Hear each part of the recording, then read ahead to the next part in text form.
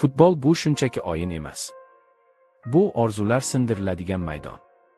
Bu millionlab muxlislar umidi. Bu shon-shuhrat va bosim. Tasavvur qiling. Hech kim tanimaydigan futbolchi. Oddiy transfer.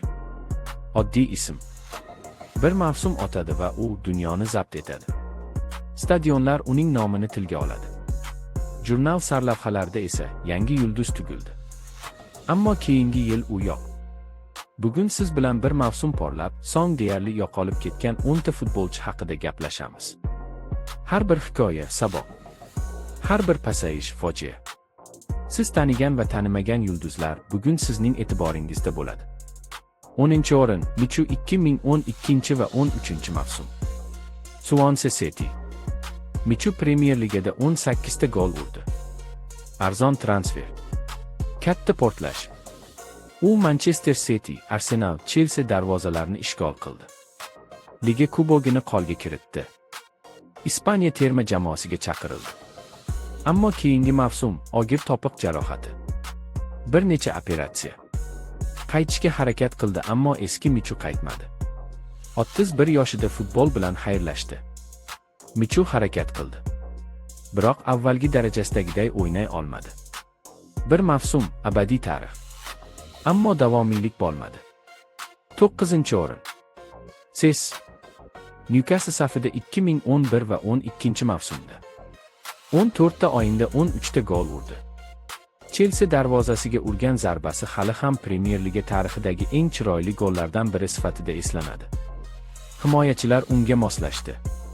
Ya'ni uning o'yin uslubini o'rganib chiqishdi va uni to'liq bloklab qo'yishdi. Hujumkor futbolchi raqib himoyachilari oldida hech narsa qila olmay qoldi. Taktika o'zgardi. Ishonch kamaydi. Yulduz tez porladi, tez so'ndi. Ses yaxshi futbolchi edi. 8-o'rin James Rodriguez 2014-yilgi Jahon chempionatida porlagan yulduz. 6 ta gol bilan turnir topurari bo'lgan Jamesga Real Madrid 80 million yevro to'ladi. Birinchi mavsum ajoyib statistika. Go'yoki James Realga moslashib borayotgandi. Ammo murabbiylar almashdi. Natijada zaxira o'rindigiga o'tirib qolgan James ijara yurishga majbur bo'ldi. Barqarorlik yo'qoldi. Bir mavsum, bir super yulduz. Keyin esa sayohatchi futbolchiga aylandi, qoldi. 7-o'rin Federico Macheda, Manchester United. Debyut o'yinida dramatik gol. Butun Angliya u haqida gapirdi. Ammo 10 yoshli futbolchiga tushgan bosim uning rivojlanishiga to'sqinlik qildi. Natijada ijara klublar va quyi ligalar klublarida o'ynashga majbur bo'ldi. Balki u o'z imkoniyatlarini yo'qotib bo'lgandir. Ba'zan futbolchilarda ishonch yetishmasligi kuzatiladi. 6-o'rin Adnan Januzaj Aleh ketganidan keyingi mavsum. Januzaj Unitedda yangi yulduz darajasi kutilayotgandi. Ammo intizom, barqarorlik va taktik rol muammolari uni yuqori choqqida ushlab tura olmadi. Balki Januzaj o'z imkoniyatlaridan foydalana olmagandir. 5-o'rin Mario Götze 2014-yili Jahon chempionati finali. Germaniya, Argentina. Hal qiluvchi gol. 22 yoshida jahon qahramoni. Ammo metabolik kasallik va jismoniy muammolar uni ortga qaytardi. O'yinlarda barqarorlik yo'qoldi. Pasayishlar kuzatildi. Götze bir mavsum shunchaki porladi va g'oyib bo'ldi. 4-o'rin Dele Alli, Tottenham safida 18 ta gol. Yangi ingliz super yulduzi. Ammo murabbiylar almashuvi, rol o'zgarishi va ruhiy bosim uning formasini pasaytirdi. Dele Alli kutilgan yulduz darajasiga chiqa olmadi. 3-o'rin Pato. Milan fenomeni.